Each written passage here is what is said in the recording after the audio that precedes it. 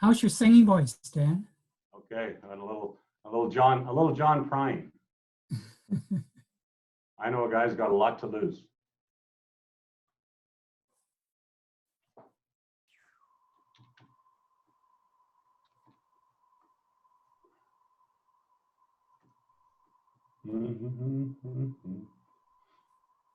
Welcome everybody. As we're coming in, we're just getting on started here now. So I think we've got 1:35.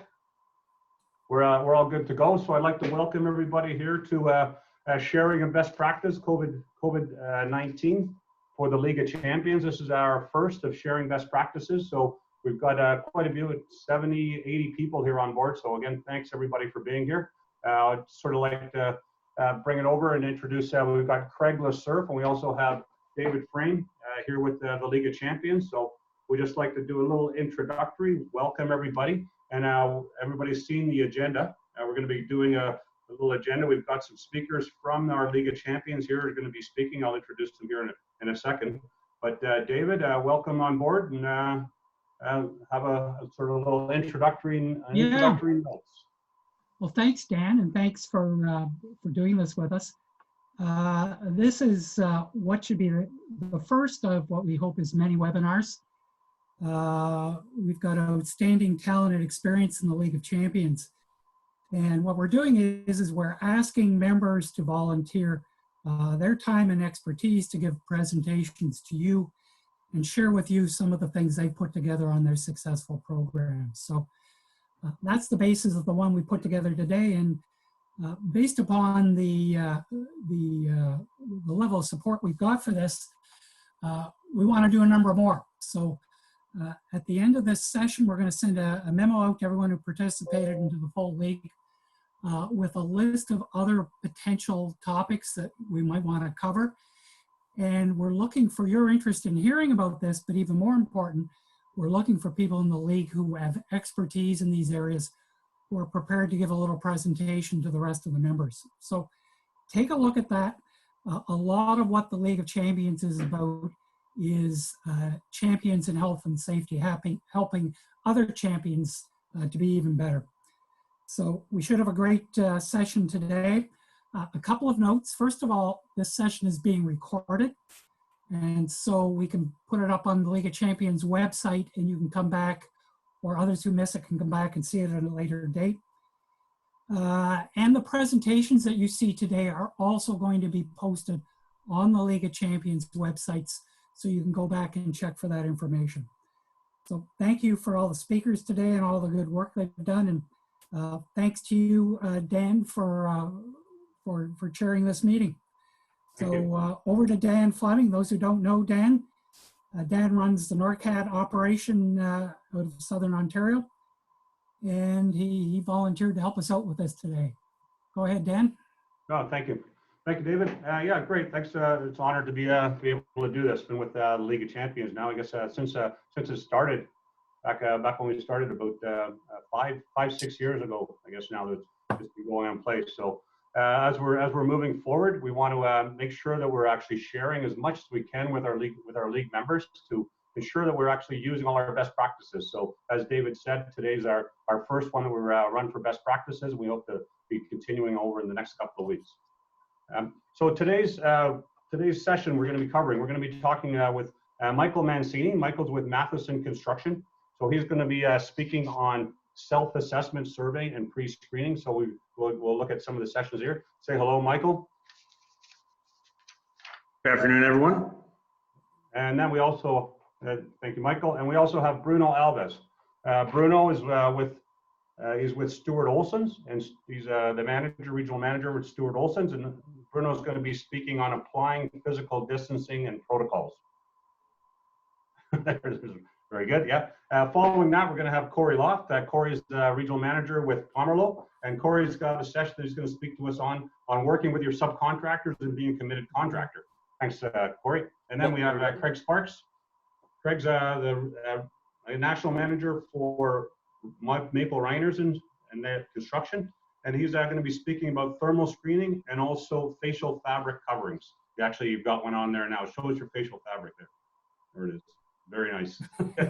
And thank you. And then in closing, we're going to have Sobi Raganathan.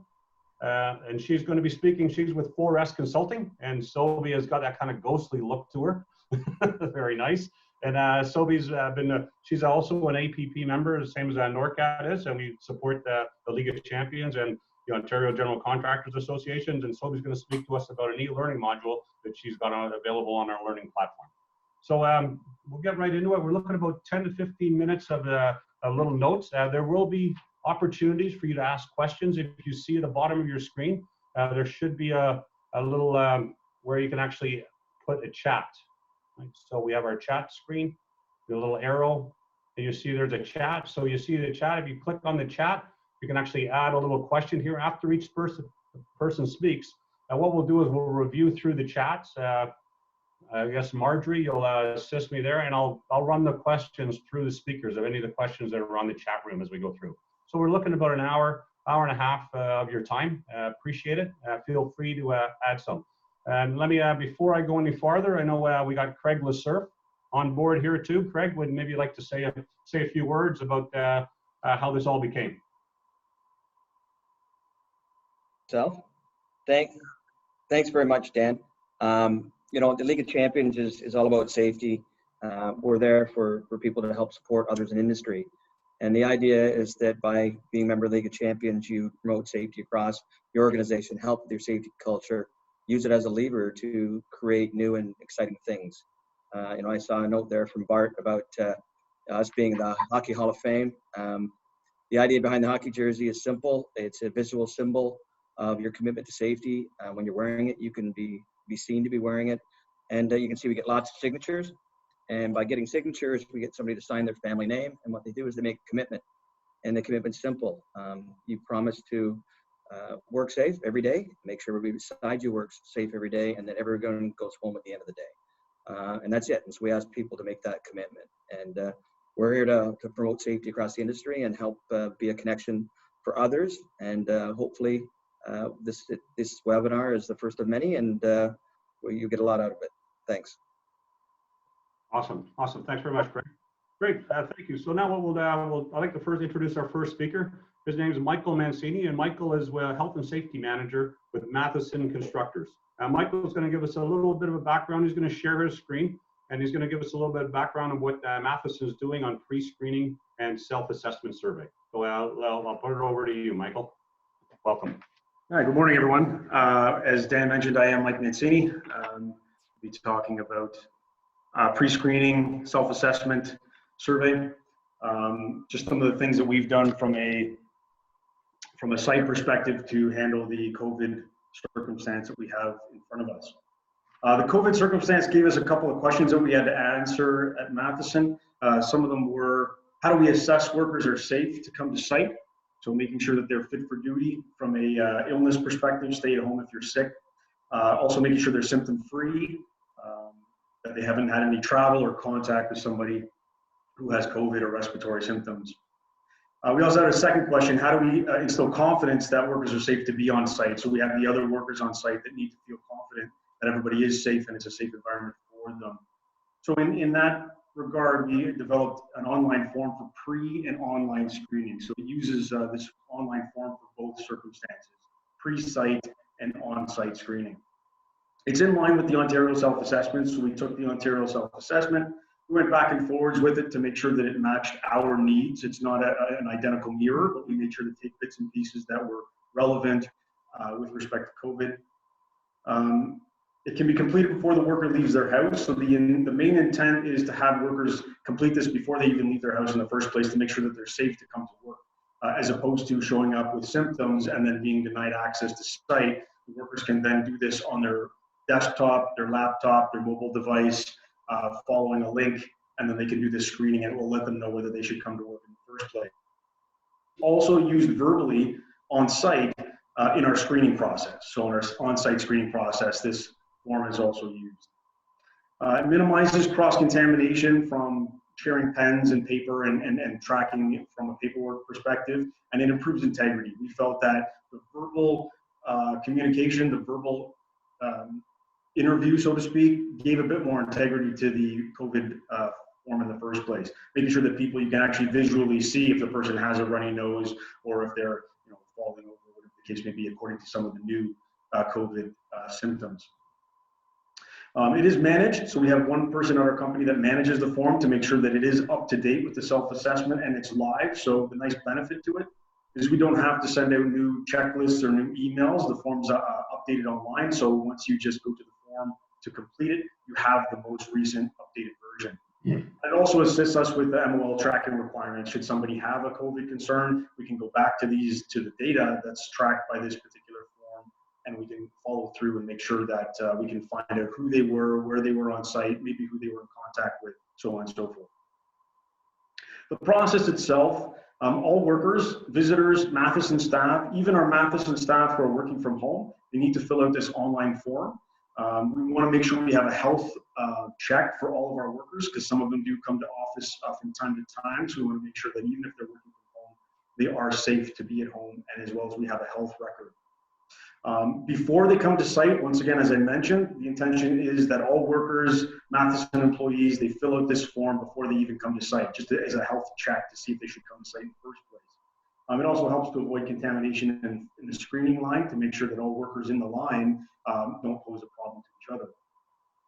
Any symptom failures are flagged by an auto email to health and safety. So the way the form was built, it's more of a quiz style form, and any yeses to the answers, if you have any symptoms, triggers an email to health and safety, so that we can track any of the potential COVID exposures. And if somebody did it at home, we can actually notify the site team ahead of time to make sure that person doesn't come to site or is not allowed access or entry. We can set notifications on the form for specific sites for completion. So if the site just wanted to notice if a particular group of people had completed the form, they're coming to site, we can actually identify from a site perspective if that form is completed at that site. Now, when a worker comes to site, so they've already done the checklist at home, now they come to site and they're going to line up in our screening line, maintain 6-foot distancing, and then they're going to approach a screener with maintaining 6-foot distancing. And the screener is also verbally going to ask these questions and answer online. We've given all of our screeners either a laptop or a mobile device, so they have access to Wi-Fi, so on and so forth, so that and data, so they can actually enter these information online. For any refusals, thankfully we haven't had any yet, but any refusals will not be allowed site access. So as people can imagine, under this circumstance, everybody does have an understanding that they need to be safe, and we need to protect the workers that are on site and healthy to be on site. So everybody does seem to be participating in this program and haven't had any refusals so far. The screening station itself, we set up the screening station. There's a couple examples of our screening station. One is the vehicle approach station with the screening hut, and the other one is a screening shield, so to speak. And from that perspective, we've maintained a 6-foot distance at all times. We try to at least abide by the distancing rules, number one, and number two, PPE is scarcely available, and we felt that it should be safe for the first line responders. So we made sure to maintain that 6-foot distance in our screening station and our lines. We verbally go through the checklist to make sure that they are safe to access site. Once again, maintaining integrity, you have that visual look to the people, as well as we document it online. It also helps to track site headcount, which is a nice feature. The online form itself, it uses Microsoft Forms, which is similar to Google Forms. I believe the Microsoft version is free. I know that the Google version is free. It is open to everybody or anybody that wants to access the form. They can all fill this out. As well as it's online, saves the information, mobile access is available. It creates charts and spreadsheets, so it's trackable, has a nice dashboard to show some visuals. We can look at each individual responses, or we can chart from a group perspective and sort. The form itself, when you get to the form, the mobile version looks exactly like this. The desktop version has a Matheson logo in the background. The nice thing about Google and Microsoft Forms, you can actually customize them to some degree with some of your images.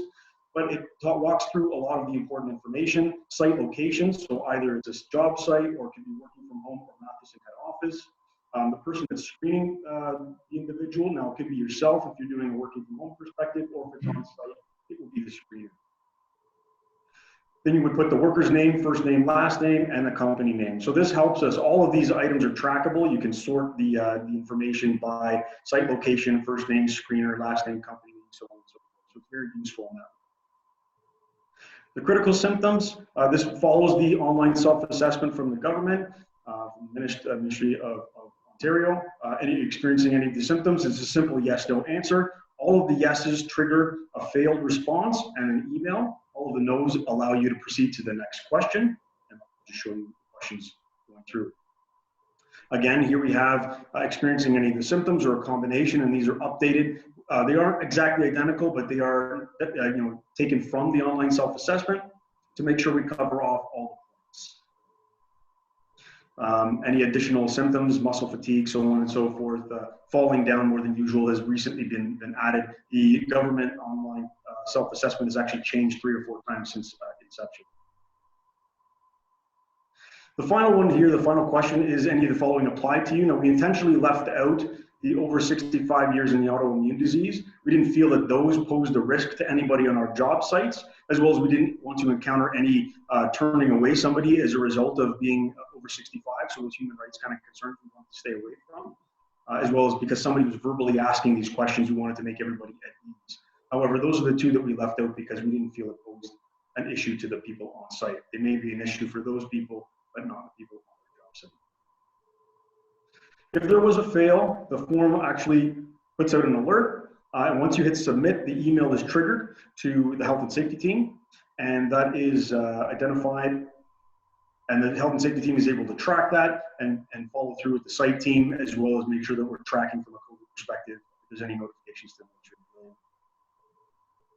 The pass would be a simple thank you. The screener, if it is, could tap or click on the submit another response, and it goes right back to the beginning, where then they can complete the next person in line that's 6 feet behind, obviously maintaining social distancing and keeping the verbal checklist in play. The responses, the nice thing about responses about the Google Forms is it gives you a nice array of visuals to see how the responses are, either by site, give you all the responses by number for the particular answers. On the right-hand side is some nice pie charts that shows you a very easy visual that there is a blue identifiable yes that you have a concern or not. You can actually look at each individual response, as well as you can open it up in an Excel spreadsheet, and then you have more data that you can play with and sort with. Looking at that data, this is the Excel spreadsheet that takes you through all of the trackable items, as I mentioned: job site, screener, first name, last name, the company, working from home or Matheson head office for that matter, and then any of the answers. If you wanted to simply filter out answers, yeses or nos, you can do that as well. So the nice thing about that is it's very trackable. If somebody did have a fail or did pose a risk with COVID, you can go back to this and see who perhaps they were on site with or in line with, and be able to notify the appropriate measures if there's any COVID concerns. That's all I had from a screening and pre-screening perspective. If you have any questions, now's a good time. I think Dan will ask me any questions that were on the chat, and we will go from there. Thank you. Excellent. Great. Thank you, Michael. That was great. Yeah, I see we do have a question here that came up from Angela. Can you please confirm that when this is over, we can get some sort of template for this so that we can create? We run Office 365, so would we need to use an MS form? I believe Office 365, that's what we run as well. And you'll see if you go to your web Office 365 portal, I guess, on the left-hand side of your screen, there's 4 boxes that shows more apps from Microsoft, and Forms is one of those apps.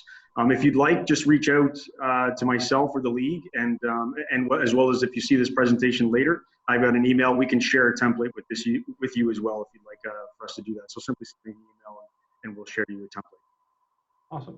Awesome. And Michael, have you had any challenges with workers that don't want to do the pre-assessment?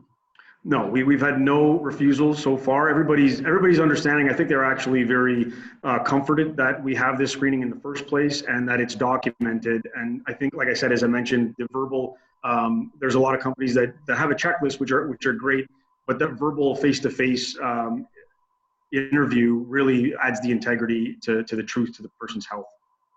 So bless us as due diligence for us as general contractors to ensure that we've got some kind of pre-screening process in place so that we know who the workers are that are coming on site, and it also follows with the CPO guidelines that we have that. So just to ensure we have this, a great tool, and also it gives it, you're able to document everything that you have with it too. And you say it's no charge, isn't it, with Google Forms?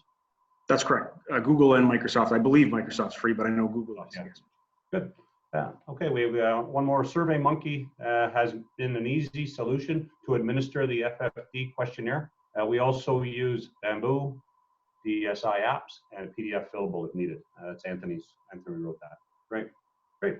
Yeah, that was awesome. Thank you very much, Michael. So if anybody needs some more information, Michael's we're gonna have all this stuff posted on the OGCA website, but you can also get in touch with Michael, personally there too. That was great. Thank you. So we're moving along right on time. So I'd like to now bring on Bruno Alves. Bruno is the Regional Health and Safety Manager for Stuart Olson. Bruno is going to speak to us about applying physical distancing protocols on the construction projects. Thank you, Bruno. No problem. Thank you. Good afternoon, everyone. Just get set up. So like Dan mentioned, my name is Bruno Alves. I'm the Regional Health and Safety Manager for Stuart Olson. I want to discuss the physical distancing. So we're going to talk about what it is, why it is important, why we need to implement it, how to implement it, what to do if it is not possible to implement, and we're going to have some questions at the end. So what is it? Physical distancing is a newly coined phrase that has become mainstream during the COVID-19 outbreak. All workers are to keep a physical space separating them from one another by 2 meters. So why it is important, as you can see the picture here, studies show that if someone sneezes, their sputum can travel up to 2 meters from the person who sneezed in all directions. Hey Bruno, put your slides on the slideshow. We were just seeing the first page. We're just seeing the one right there. So hit the slideshow on your slides. But I did.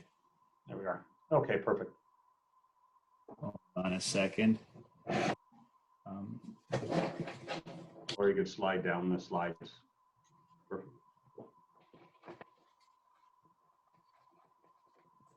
All right. Try this again. Is this better?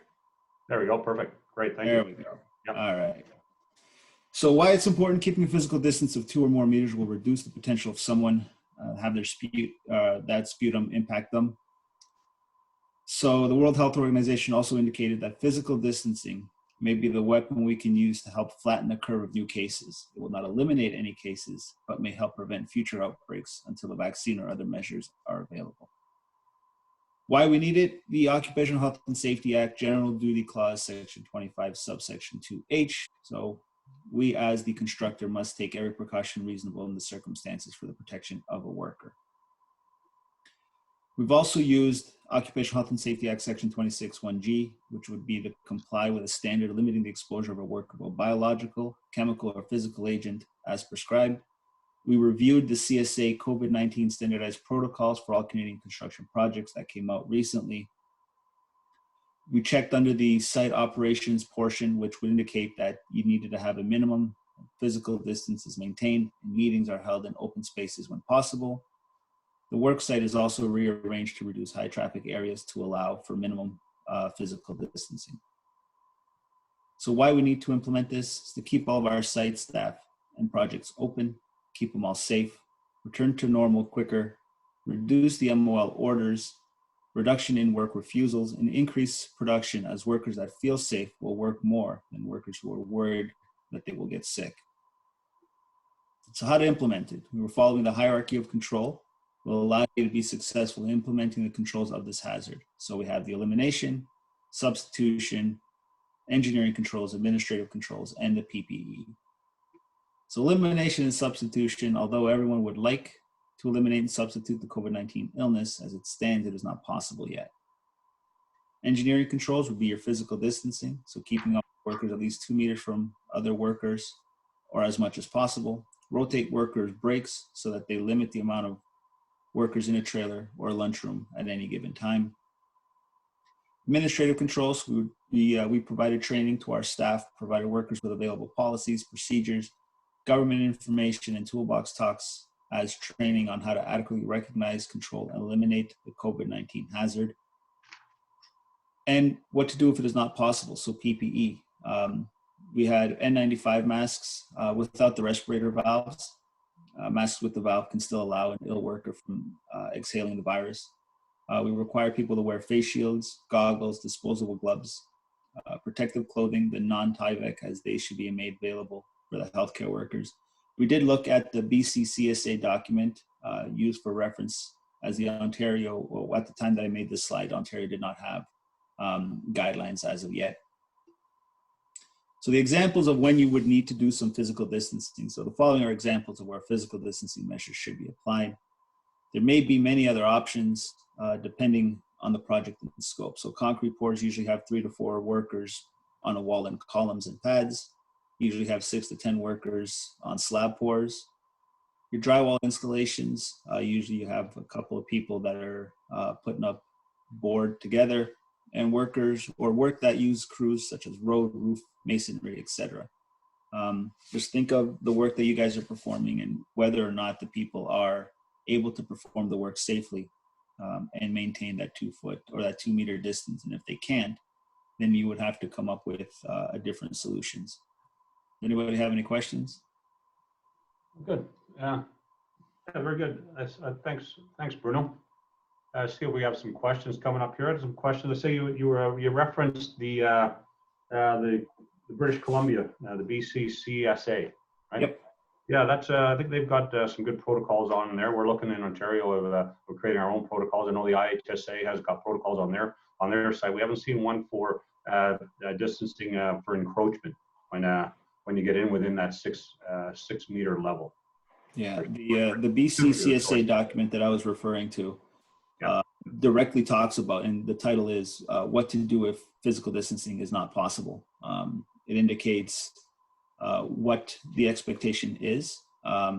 They did discuss how N95 masks would be a good use. They also said that sometimes respirators with the filters would be better because the N95 masks should be kept available for first responders. So these are all the items that we have available on our projects. Can you just take your screen share off for me there? Great, thanks. And just to elaborate a little bit on that, Bruno, IHSA is working right now with the ministry to come out with something on working in close quarters, including masks and addressing the actual need for the healthcare workers to have the N95s and come out with another solution, whether it be grade masks or face coverings. As you probably know, that we're really protecting somebody beside somebody, not the person from getting it. So you're trying to make sure that they have the protection. Yeah, very good. Yeah. So I think that's going to be coming out sooner than later. We've got some meetings going on with the CPO and with the Safe Work Associations, and we're also at OGCA. We're actually reviewing a lot of those documents before they actually become protocol. So some more questions. We've got Zach.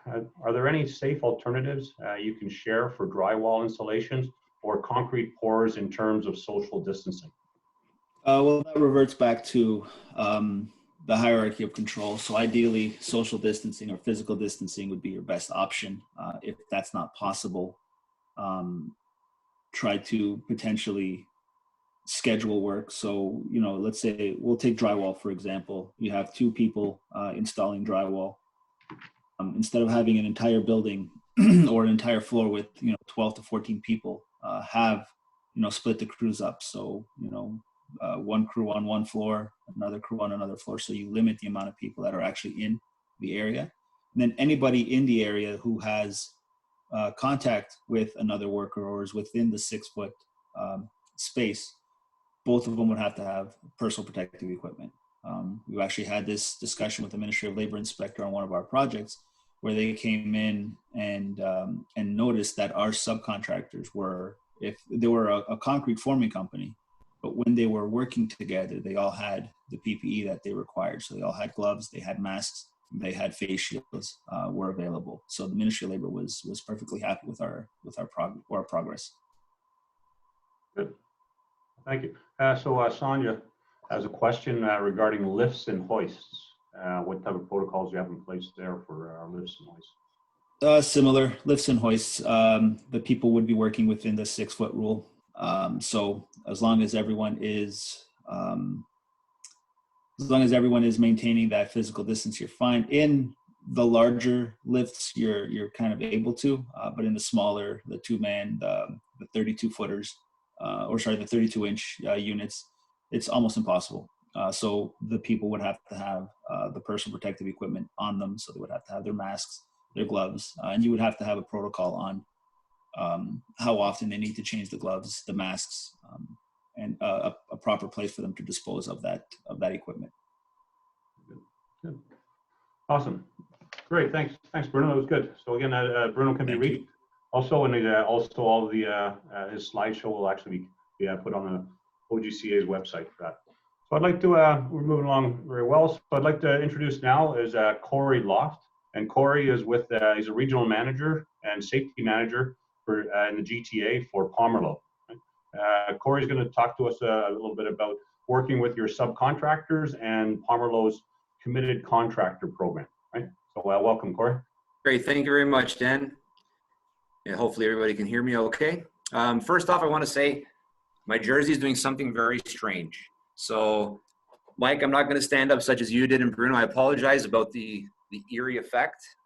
We haven't got you on picture yet. There we go. Now you are. So the jersey, as you can see, I'm very ghostly.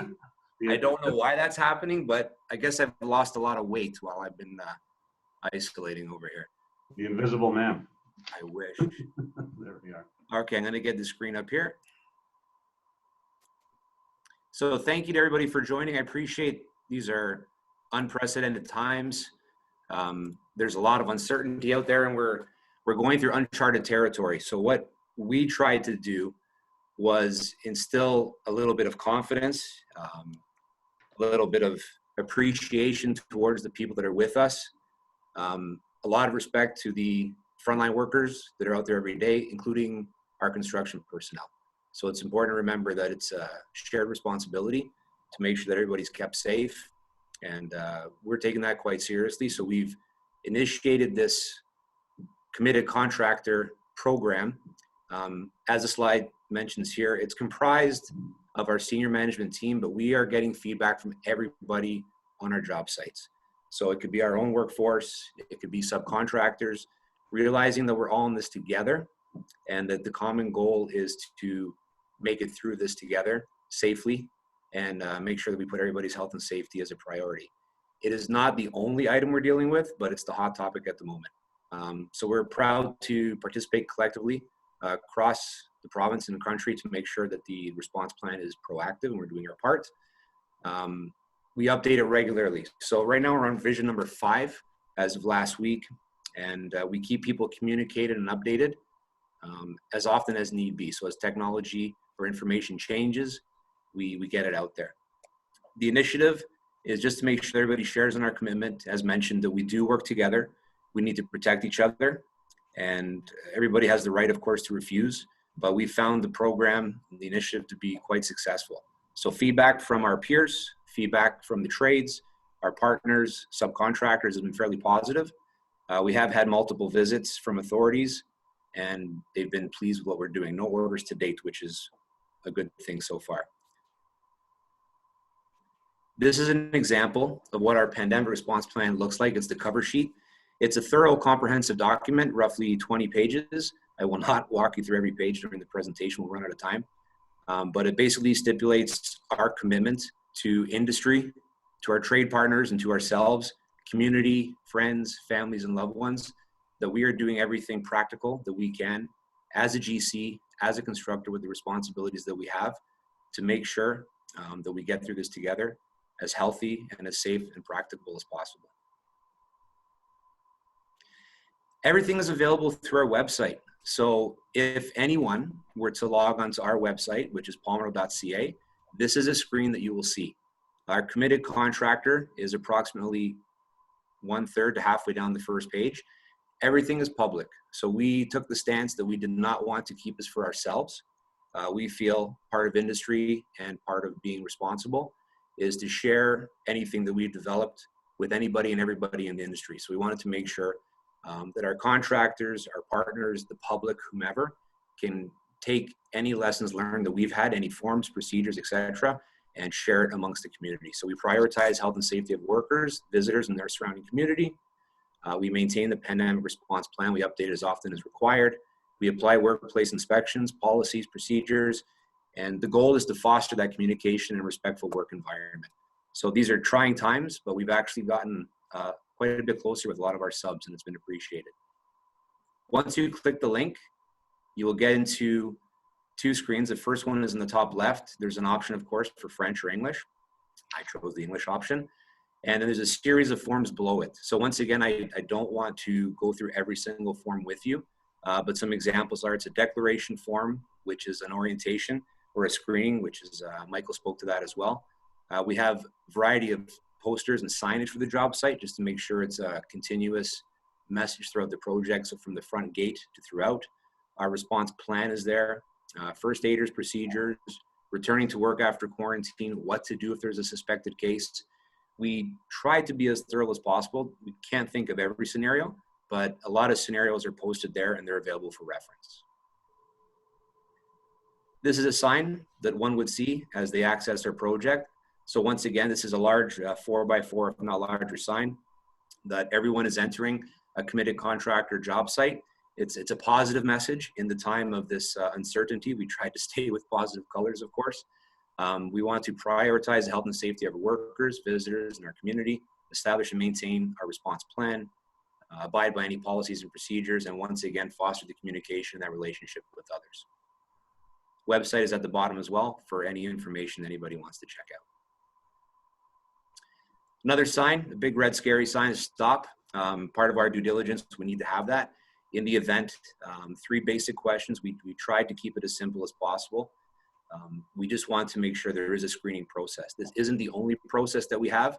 We use a lot of behavioral-based observations. Obviously, if there's relations and contact with somebody who's exhibiting symptoms, that's an issue. But this is posted at the gate and throughout the project to ensure that people don't access the site, whether they're a worker, whether they're a delivery person, whoever it may be. It's quite clear what the expectations are.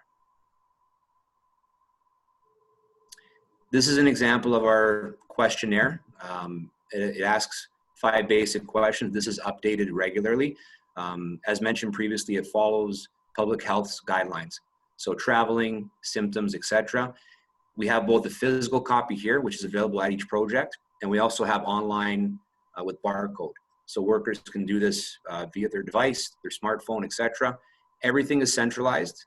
Heaven forbid, in the event that there is a confirmed positive case, we have none to date, this can be tracked, and it can also relate back to who was present and what areas of the job site were there. Once again, being committed, we're holding each other accountable, but we have a way to trace it in case there is an outbreak or a confirmed case on one of our projects. We've updated our hazard assessment. We've called ours our 5360.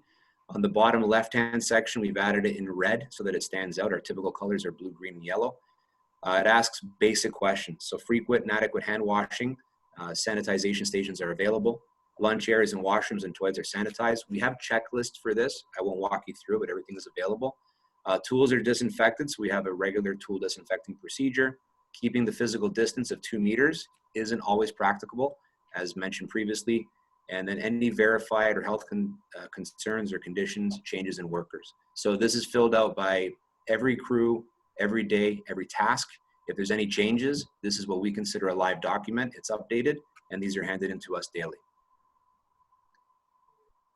Last slide I wanted to share was regarding first aid. So this came up where if someone requires first aid on the job site, of course, we're obligated to provide. So what do we do to protect our workers, the brave ones who are, whether it's putting on a bandage or a cold compress or just comforting a person while help is on the way? We realize that they may be the most at risk if they're exposed to excessive bodily fluids, whether it's blood or something of that sort. So we did put a procedure together specifically for first aiders, and this is shared not just with us, but also with our subcontractors as well. That was it for my slideshow. If there's any questions. Good. Yeah, great, thanks. Thanks, Corey. That was good. So I guess the importance there is the tracking of workers too. I guess some of the points that I noticed on your slides were importance of where the workers are throughout the project, and also who they're working with, should there actually be a positive or some follow-up on that. Thoughts on that? Luckily, we haven't had any reported cases yet. A couple of suspected, all confirmed negative, but it was a test on our system. So in the event one of these suspected cases did come back positive, yes, we had the information lined up. There's privacy, of course, there's issues with that, but we had the information, the resources available, that if we needed to spread the information and reach out to those who were contacted, or if public health needed to know, we had this readily available on a daily basis. Yep. And you're also completing field level hazard assessments. Have you made any changes to your field level hazard assessment with the COVID, or is a similar document? Yep, on the one slide that I showed in the bottom left corner, there was some red section added. So that was enhanced during this time, these measures that we need to take. Typically that wasn't there. We're looking for lessons learned as well going forward. Every year there's flu and influenza. So we can take there's definitely some takeaways we can take from this going forward. Awesome. That's great. Have we got any questions from the group on for Corey? Right.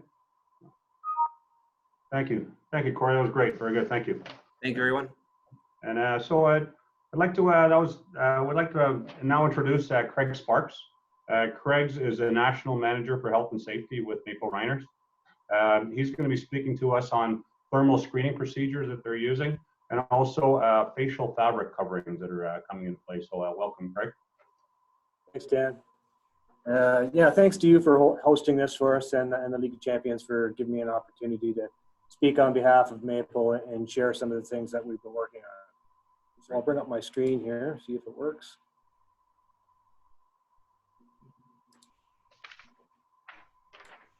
Is that up? Yeah, just coming up now. Okay. What do you see? You got your thermal imaging screening procedure up. Very good. Yeah. Okay. I want to make sure that I've got this screen. Just give me 2 seconds here. Shows you. Okay, yeah. So we got together as a pandemic committee. Maple formed a pandemic committee, and leaders across the country formed the pandemic committee. We discussed the thermal imaging units and decided we go ahead and do that. So we're doing them on specific sites, not all of our projects. So this is the unit that we went with. It's the UNI 2165H professional thermal imager. And again, this is just being used on some of our specific sites. So we put a procedure together, and yeah, I'll just take you quickly through the procedure. We start with the scope of the procedure. And then this section here just talks about, lays out the employer responsibilities. It goes through our website where we have a one-stop shop for everything that we're doing. Talks about the required PPE that we have in place, the designated competent operator. You know, we made that decision to go ahead and get a unit like this, and we wanted to make sure that the person operating it was competent to do so.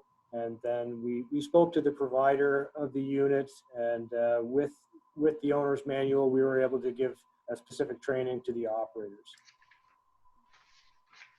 Here we've got the workers' responsibilities are covered in this section, just understanding and acknowledging our procedure, being compliant, reporting any issues that they see during the screening process, and maintaining proper distancing with other workers. The subcontractor responsibilities included monitor the workers for compliance, instruct their workers to maintain good hygiene practices. This section of the procedure covers the screening consent form. So what we have is we've built a consent form that's sent out to all the subcontractors. They have to have it sent back to us or they can't come on site. We give the reason why we're doing this in part of our process, and that's obviously for checking for fever. We talk a little bit more about the scanning operator and the screening access point and site signage. The implementation section talks about the checkpoint and location and setup. So for each site that we have, it's up to the superintendent, site management team, and some of the coordinators to decide where the best location for the screening section or screening setup is. We also talk about the measures being taken to ensure that the screening operator and the check-in point continues to be sanitized and safe. The bottom section talks about just the timeline of our morning screening, which is from 6 a.m. to 9 a.m.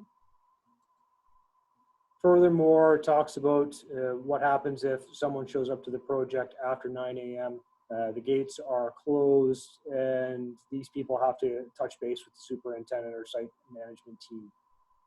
Talks a little bit more about the questionnaire and the fact that the screening operator will do all the filling in of any kind of documentation, so there's no paper trading, pen trading back and forth. We also put in what happens if an individual receives a temperature of over 38 degrees. We're doing a two-strike system. That person is to stand up to the side for 3 to 5 minutes, receive another reading. If it's over 38 again, that individual is denied access to the site. Finally, we just refer to our forums, websites, and our pandemic response plan. So secondly, I wanted to talk a little bit about Maple's decision to go with a buff style face covering for non-certified respirator type mask. The buffs are moisture wicking, able to be washed and reused. You can rotate them for a fresh surface. You can double them up if you want extra protection.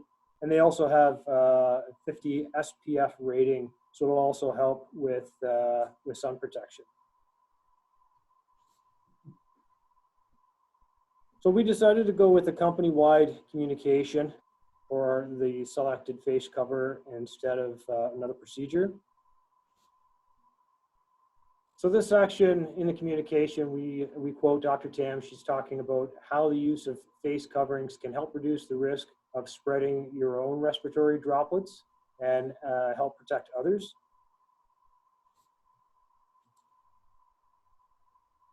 Here we inform our employees that there's a start date, so we are actually implementing this on the 27th. All employees are to wear the buffs in a lowered position, the way that I was wearing mine. And we talk about how and when to use them in a raised position.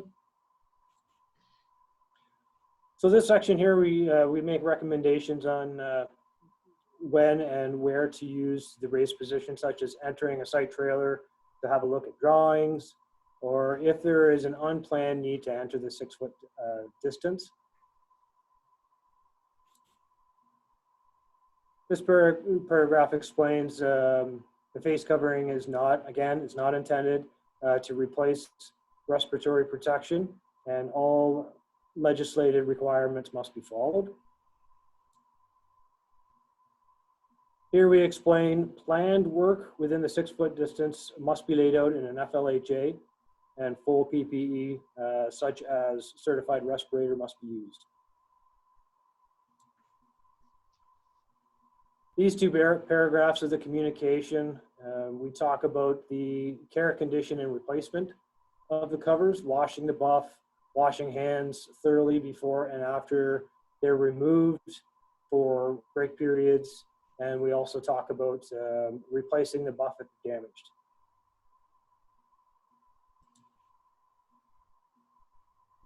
To ensure certified respirators are safe for the 6-foot, working within the 6-foot distance, and for the frontline medical workers, we ask that the covers that we provide to everyone be used for general purpose. The final statement just reminds our employees that the covers, again, are intended to protect, not to protect the person wearing them, but to protect others around them.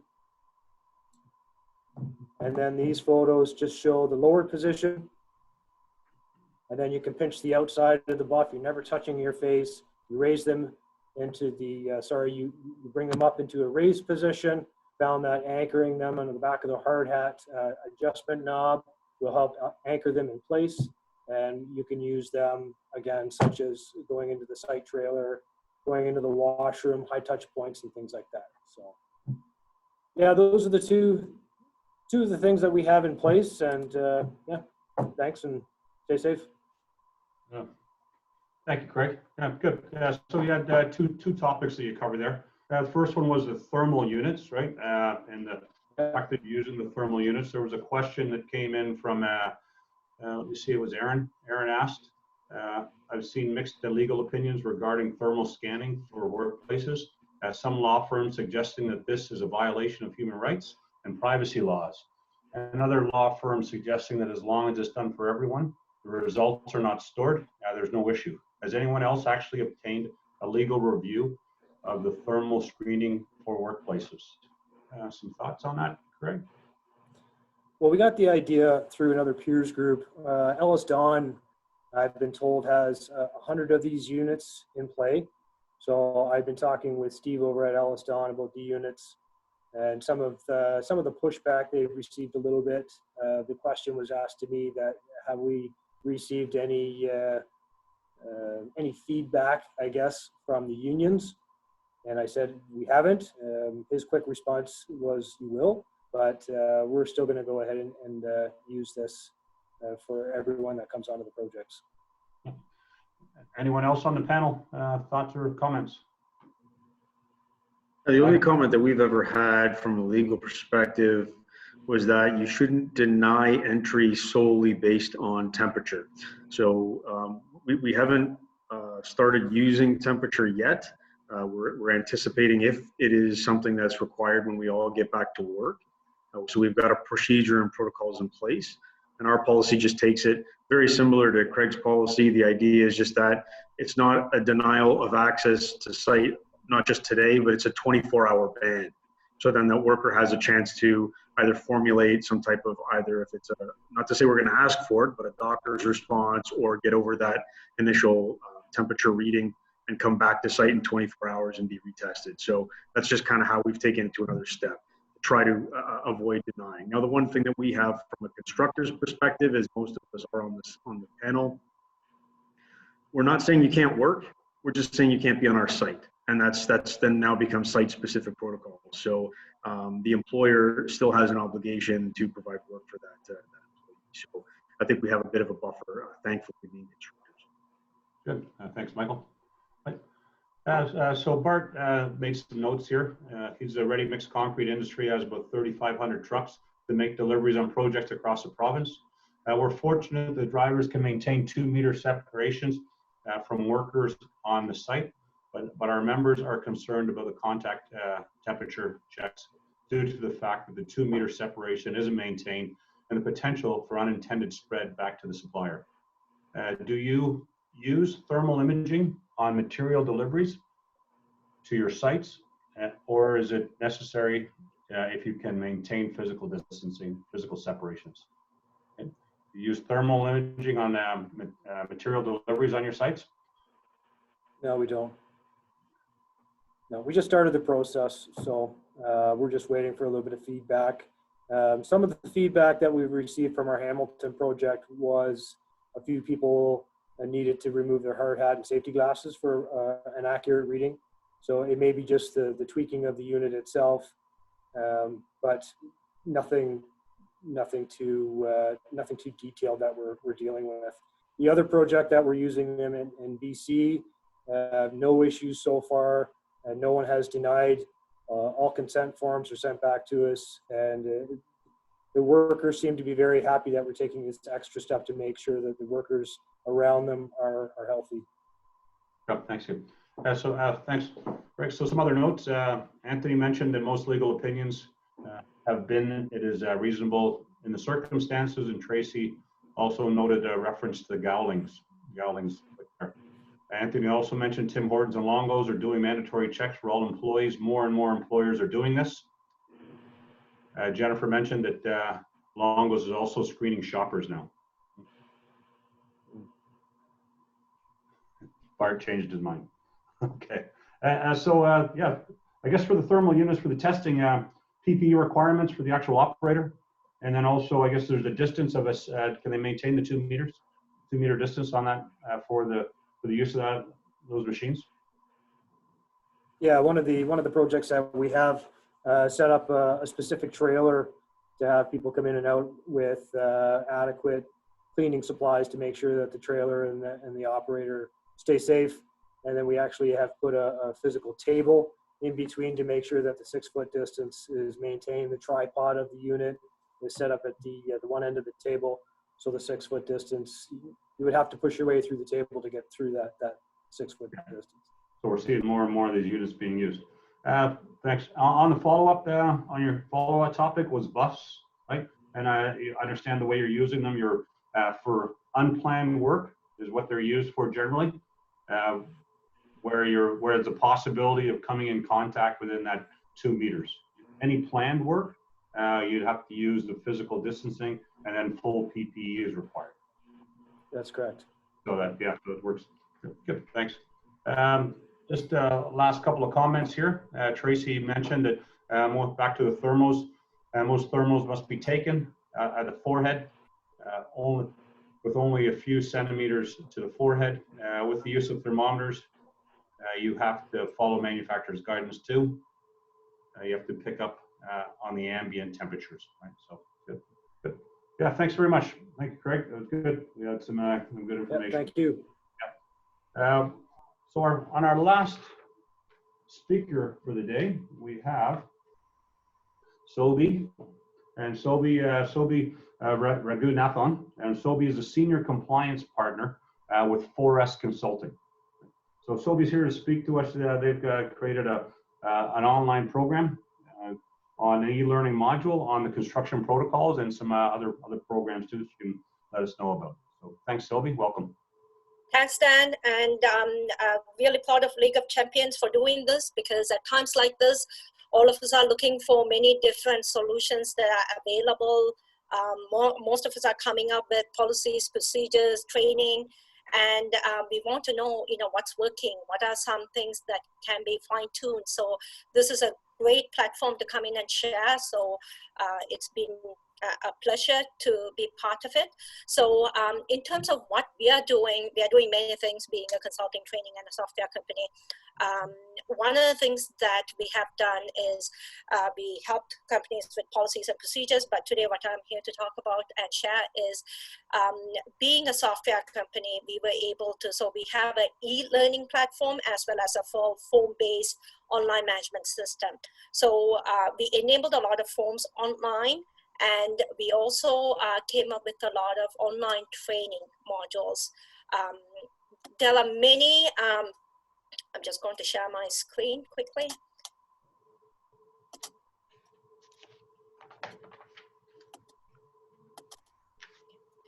So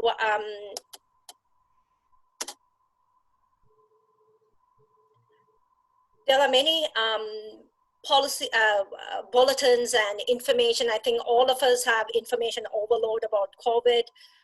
It's dime a dozen when it comes to pamphlets, posters, everything else.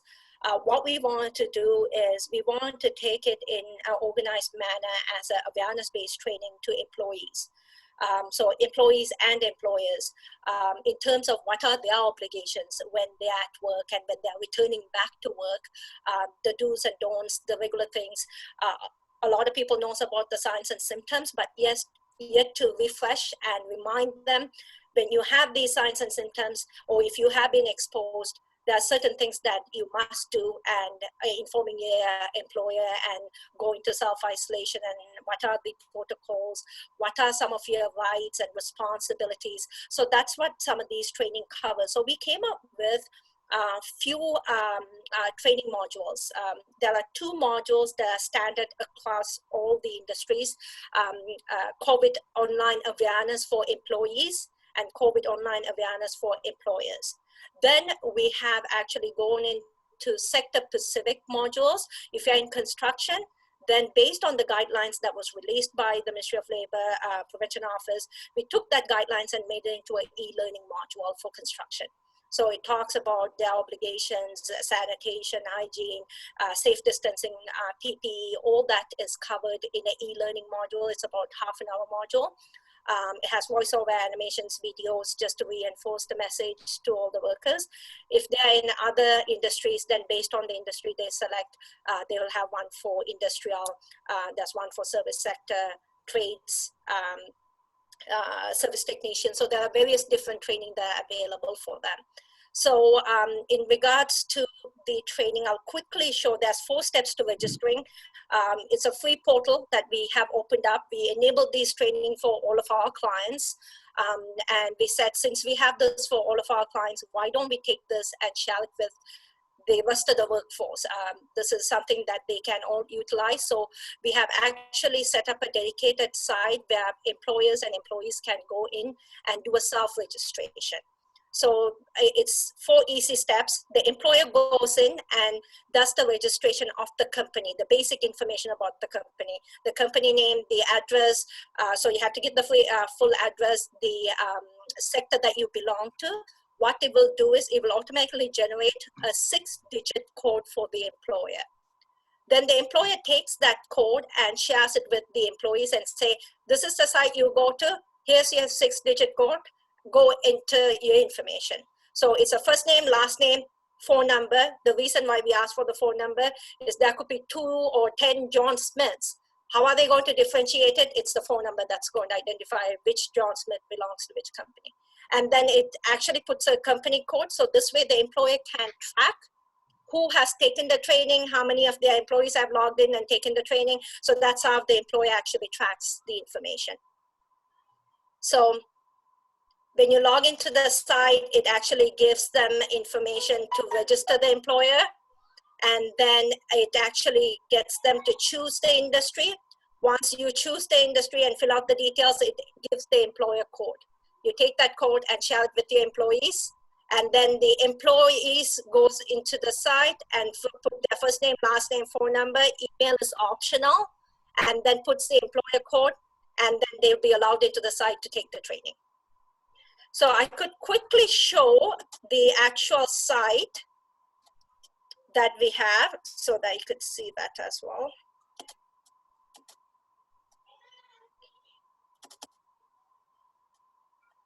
So this is the registration site. So you have multiple options. You could click on the employer and do the employer registration. Now I have actually filled out the details for the employee. So the employee goes in because the employee has already registered. There was a 6-digit code that was given, BA099Q, which is the last column, the row on the screen. Now I'm just going to register. And it tells me that I have registered, what's my password login, which was already given to me, and the company name. So I belong to SAP Construction. Click continue, and here's my training. So when I go into the training, there's the COVID awareness for employees. I click on the training, and off I go taking the training. COVID-19 training for employees. Table of contents. This course has 2 sections, general information and at the workplace. For general information, we're going to cover what is a coronavirus, its origin, transmission, symptoms, population at risk, diagnosis and treatment, and prevention. At the workplace, we're going to cover how to protect yourself at work, possible scenarios, and additional sources and conclusion. So I'm going to quickly show the other one, and that pretty much is in terms of what I have to cover. Overview and objectives. This training module has been prepared to equip you with the knowledge and tools required to manage the challenges and impacts of the COVID-19 pandemic at your construction site. The virus, its impact, and prevention is not fully understood at the time of the creation of this training. What is valid today may not be valid tomorrow, as new prevention measures are constantly being developed. This makes it a difficult challenge for governments and authorities to give a definite idea on what should and should not be done. This training focuses on those facts. Table of Contents. Chapter 1, at the construction site. Chapter 2, Ontario's Occupational Health and Safety Act, OHSA, and regulations for construction projects. Chapter 3, Potential Scenarios. And Chapter 4, Additional Information. Well, so that gives you an example of the training and the modules that we have. It is free. We will be opening up this self-registration site as of early next week, and the communications will go out through the associations like OGCA. So stay tuned. If you do need more information, feel free to reach out to 4S, and we can support you as well. So it is a free site. Anybody who is our clients, this training is already enabled for them in their online management system. Whoever is not our clients, then they need to go register their company and take the training. Great, thank you, Sylvie. Thank you. Good. Any questions? So now, as I say, with opportunities as SOBI and NORCAT, and we have other APP members that are all here to support the League of Champions and also League of Champion members. So there's a host of other types of programs that 4S, ourselves at NORCAT, that are offering is distance learning in a distance learning format. I understand that the Ministry of Labor now is looking at Joint Health and Safety Committee, putting that as a distance learning type. We're looking at for some information on that should be available this week. We're also the Excellence Program, SOBI with 4S, ourselves at NORCAT. We're all providers of the Excellence Program. So this is opportunities now for all the work that you're doing now in relationship to COVID, all the new policies and procedures. Those can all be recognized through the Excellence Program for rebates as you improve your program, and also to meet your needs as you get into core 2020. Any questions for SOBI?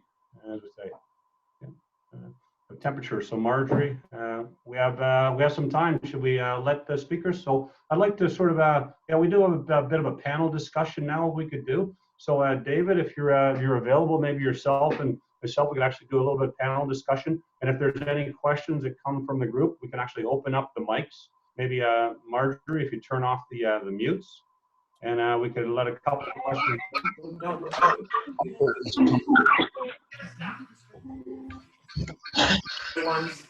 Maybe that might be a little bit more difficult. This is going to get really screwed up now.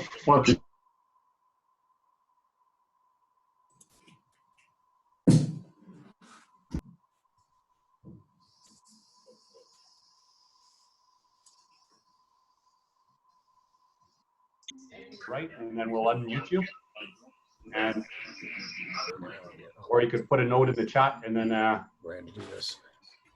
And then so we want to. And we have recorded this, Tracy. Yes, so we're all recording. It's going to be available on the League. Oh, this job's going to be pure hell getting through this thing. Okay, better keep those mutes off. I have to write an access permit form for anybody that goes into any part of the building.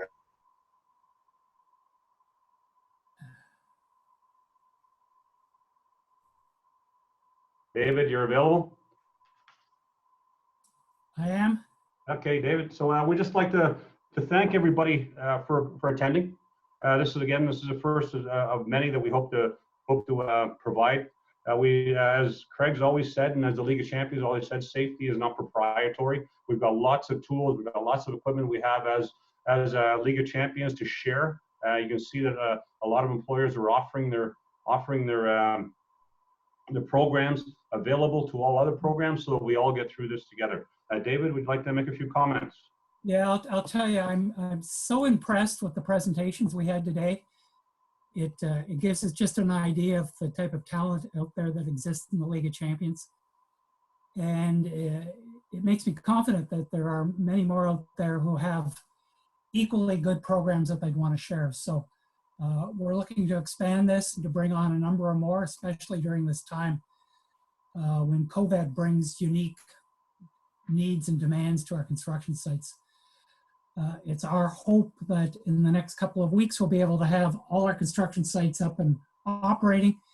And that means the demand on health and safety is going to be much greater. So we're here to help you with that. And the league exists for members to help each other with that. So thanks for that. And thank you to the presenters, all very well done. And we'll make your material available on, Dan, it's going to be on the League of Champions website, not the OGCA That's website. correct. Yeah, I got Craig already let me know. We're all affiliated, but this will all be on the League of Champions. So as I say, safety is not priority. The league's here to help you with your shared best practices. Want to make sure that everybody gets home safe. And as we've heard, we're all in this together. And if we all work together, we'll all get through this together. And we'll be able to get our job sites started back and everybody working safe and back in a productive environment again. So thank you everybody for attending. We look forward to your comments and also feedback on where we should go for our next presentation. So in closing, I'd like to make sure everybody is safe out there, and thank you for your attendance. Thank you to all the presenters too. Thanks, Dan. Thanks, Dan. Well done. Thank you. Thank you, everyone. So closing out. Thanks, Dan. Thank you. Thanks. Thanks, Michael. Thanks, Toby. Thanks, everybody. Thank you. Thanks, Have a safe day. Yeah, thank you. Be Thanks, safe. everybody. Take care.